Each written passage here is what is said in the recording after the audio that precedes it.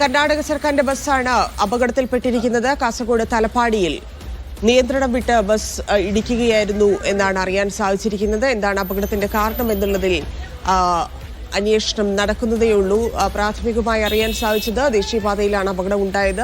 Bus തെന്നിയതാണ് അപകടത്തിന് കാരണമെന്ന് മനസ്സിലാക്കുന്നു. അവിടെ നിയന്ത്രണമില്ലാതെ ഓട്ടോകളിലൊക്കെ ആളുകളിലും ബസ് കാത്തുനിന്ന ആളുകളിലുമൊക്കെ ഇടിക്കുകയായിരുന്നു എന്നാണ് അറിയാൻ സാധിക്കുന്നത്. 4 മരണമാണ് ഇതുവരെ സ്ഥിരീകരിച്ചിരിക്കുന്നത്.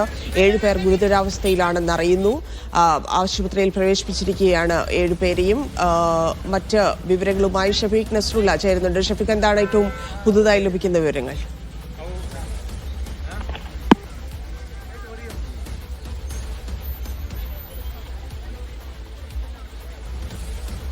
ഷഫീഖിലേക്ക് വരാം. വലിയ അപകടം ഉണ്ടായിരിക്കുന്നു. കർണാടക RTC അപകടത്തിൽപ്പെട്ടിരിക്കുന്നു. ബസ്സിലുണ്ടായിരുന്നത് മുഴുവൻ മലയാളികളാണെന്നുള്ള വിവരങ്ങൾ വരുന്നുണ്ട്. തലപ്പാടി ഭാഗത്തുള്ള ആളുകളാണ് ബസ്സിലുണ്ടായിരുന്നതെന്ന് അറിയുന്നു. ബാംഗ്ലൂരിലേക്ക് പോയിരുന്ന KSRTC ആണ് അപകടത്തിൽപ്പെട്ടിരിക്കുന്നത്. ദേശീയപാതയോട് ചേർന്നാണ് അപകടമുണ്ടായിരിക്കുന്നത്. അവിടെ ബസ് കാത്തുനിന്നവർക്കിടയിലേക്ക് ബസ് ഇടിച്ചു കയറുകയായിരുന്നു. നിയന്ത്രണം വിട്ട് മറിയുകയായിരുന്നു എന്നൊക്കെയുള്ള വിവരങ്ങളാണ് ലഭ്യമാകുന്നത്. എന്താണ് അപകടത്തിന്റെ കാരണം എന്നുള്ളതിൽ വ്യക്തത വരേണ്ടതുണ്ട്. ആശുപത്രിയിൽ പ്രവേശിപ്പിച്ചിരിക്കുന്നു. 7 പേരുടെ നില ഗുരുതരമാണെന്നാണ് മനസ്സിലാക്കുന്നത്. 4 പേരുടെ മരണം പോലീസ് സ്ഥിരീകരിക്കുന്നുണ്ട്. മറ്റു വിവരങ്ങൾ ഷഫീഖ് നസ്രുള്ള നൽകും. ഷഫീഖ്, എന്താണ് ഇപ്പോൾ ലഭിക്കുന്ന വിവരങ്ങൾ? കർണാടക KSRTC ബസ് കാസർഗോഡ് ഭാഗത്ത് നിന്ന് മംഗളൂരുവിലേക്ക് പോവുകയായിരുന്ന ബസ്സാണ് നിയന്ത്രണം വിട്ട് അപകടമുണ്ടായത്. ഓട്ടോറിക്ഷയിലുണ്ടായിരുന്നവരും അതുപോലെ തന്നെ ബസ് കാത്തിരിപ്പ് കേന്ദ്രത്തിലുണ്ടായിരുന്നവരുമാണ് ഇപ്പോൾ പരിക്കേറ്റത്. അതിൽ 4 പേരുടെ മരണം പോലീസ് സ്ഥിരീകരിച്ചിട്ടുണ്ട്. മഞ്ചേശ്വരം ഭാഗത്തുള്ള ആളുകളാണ് ഈ അപകടത്തിൽപ്പെട്ടത് എന്നാണ് നമുക്ക് ലഭ്യമാവുന്ന പ്രാഥമികമായ വിവരം.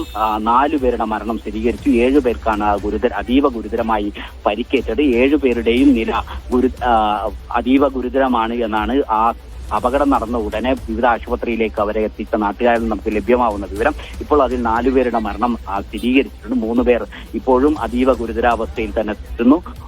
മംഗളൂരു ഭാഗത്തേക്ക് പോവുകയായിരുന്നു ഈ കർണാടക RTC കേരള കാസർഗോഡ് ഭാഗത്തേക്ക് വരുന്ന കാസർഗോഡ് ഭാഗത്തേക്കുള്ള ബസ് കാത്തിരിക്കുന്ന ആളുകളുടെ നേർക്ക്, അതായത് റോങ് സൈഡിലേക്ക് ഈ ബസ് പാഞ്ഞു കയറുകയായിരുന്നു. അങ്ങനെയാണ് ഈ വലിയ അപകടം ഉണ്ടായത്. ബസ് അമിത വേഗതയിലായിരുന്നു എന്ന് നാട്ടുകാർ പറയുന്നുണ്ട്. പുതുതായി നിർമ്മിക്കുന്ന ദേശീയപാതയുടെ നിർമ്മാണം 90% പൂർത്തിയായ ഭാഗത്താണ് ഇത്തരം ഒരു അപകടം സംഭവിച്ചത്. അപകടത്തിൽ 4 പേർ മരണപ്പെട്ടു. 7 പേർക്കാണ് ഗുരുതരമായി പരിക്കേറ്റിരുന്നത്. അതിൽ 4 പേരുടെ മരണമാണ് പോലീസ് സ്ഥിരീകരിക്കുന്നത്. മംഗളൂരു ഭാഗത്തേക്ക് പോവുകയായിരുന്ന കർണാടക KSRTC ബസ് അമിത വേഗതയിലാണ്. ആ ഭാഗത്ത് വാഹനങ്ങൾ അമിത വേഗതയിൽ പോകുന്നത് അപകടത്തിന് കാരണമാവുന്നു എന്ന് നാട്ടുകാർ നേരത്തെ തന്നെ പരാതി പറഞ്ഞിരുന്നു. സ്വകാര്യ വാഹനങ്ങളും അതോടൊപ്പം തന്നെ ഈ പ്രൈവറ്റ് വാഹനങ്ങളും ബസ്സുകളും KSRTC ബസ്സുകളും ഒക്കെ ആ റോഡിലൂടെ വലിയ അമിത വേഗതയിൽ പോകുന്നതായിട്ട് നാട്ടുകാർ നേരത്തെ പരാതി പറയുന്നുണ്ട്. ഇന്നും ഇന്നലെയുമായി കാസർഗോഡ് ജില്ലയിൽ വിവിധ ഭാഗങ്ങളിൽ മഴ ശക്തമായിരുന്നു. ഈ മഴ പെയ്യുന്ന സമയത്തും വാഹനങ്ങൾ റോഡിൽ ഘർഷണം കുറവായതിനാൽ അപകടത്തിന് കാരണമാവുന്നതായും സൂചിപ്പിച്ചിരുന്നു. അങ്ങനെ ഇന്ന് നിയന്ത്രണം വിട്ടാണ് ഈ KSRTC ബസ് ആ ഭാഗത്തുള്ള ഓട്ടോറിക്ഷയിലേക്കും അതുപോലെ തന്നെ അവിടെ ഉണ്ടായിരുന്ന ആളുകളുടെയും മേക്ക് പാഞ്ഞു കയറിയത്. അവിടെ ഉണ്ടായിരുന്ന 7 പേർക്കാണ് അതീവ ഗുരുതരാവസ്ഥയിലായത്. അതിൽ 4 പേരുടെ മരണം പോലീസ് സ്ഥിരീകരിക്കുന്നുണ്ട്. അല്പസമയത്തിനുള്ളിൽ ഇവരുടെ പൂർണ്ണമായ വിവരം നമുക്ക് ലഭ്യമാക്കാൻ കഴിയും. കർണാടക RTC ബസ്സാണ് അപകടത്തിൽപ്പെട്ടിരിക്കുന്നത്.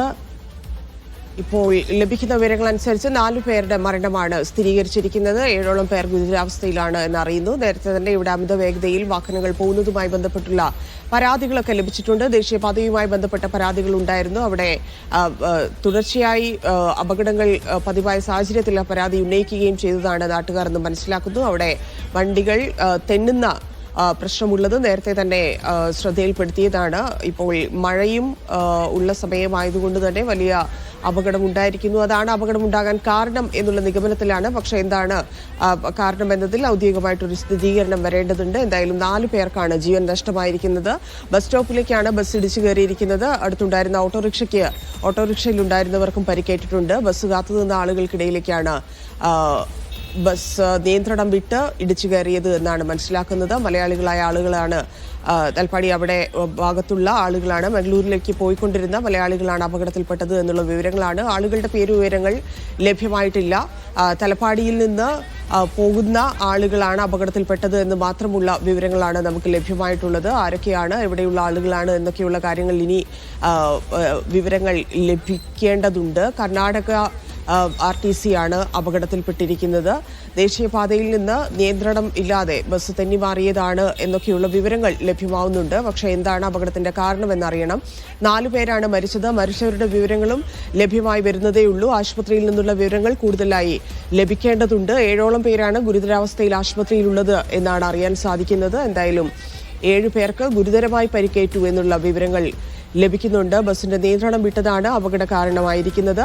ദേശീയപാതയോട് ചേർന്നുള്ള സ്ഥലത്തായതുകൊണ്ട് തന്നെ അപകടം ഒരുപക്ഷെ ദേശീയപാതയിൽ തെന്നിയതുകൊണ്ടായിരിക്കാം നിയന്ത്രണം വിട്ടത് എന്നൊക്കെയുള്ള നിഗമനത്തിലേക്ക് എത്തുന്നുണ്ട്. നേരത്തെയും നിരവധി അപകടങ്ങൾ ഈ ഭാഗത്തുണ്ടായിരുന്നു എന്നൊക്കെയുള്ള വിവരങ്ങളും നാട്ടുകാരിൽ നിന്ന് നമുക്ക് ലഭ്യമാവുന്നുണ്ട്. പക്ഷേ അപകട കാരണം എന്താണ് എന്നത് സ്ഥിരീകരിച്ചിട്ടില്ല. ഒപ്പം തന്നെ 4 മരണം മാത്രമാണ് പോലീസ് ഇപ്പോൾ സ്ഥിരീകരിച്ചിരിക്കുന്നത്. കൂടുതൽ ആളുകൾ ചികിത്സയിലുണ്ട്, ഗുരുതരാവസ്ഥയിലാണ് എന്നൊക്കെയുള്ള വിവരങ്ങൾ ലഭ്യമായിട്ടുണ്ട്. നിരവധി പേർക്ക് സാരമായി പരിക്കേറ്റിട്ടുണ്ട് എന്നാണ് അറിയാൻ സാധിക്കുന്നത്. അപകടമുണ്ടായത് അല്പസമയം മുൻപാണ്. കനത്ത മഴയാണ് പ്രദേശത്തുള്ളത്. അതുകൊണ്ട് തന്നെ വലിയ അപകടം ഒഴിവായി. നിരവധി പേരുണ്ടായിരുന്നില്ല എന്നതൊക്കെ വലിയ ആശ്വാസകരമാണ്. പക്ഷേ എങ്കിൽ പോലും ബസ് കാത്തുനിന്ന ചില ആളുകളാണ് മരണപ്പെട്ടിരിക്കുന്നത്. അവർക്കിടയിലേക്കാണ് ബസ് ഇടിച്ചു കയറിയത് എന്നാണ് മനസ്സിലാക്കുന്നത്. ഇനി ഇന്നത്തെ സ്വർണം വെള്ളി നിരക്കുകൾ.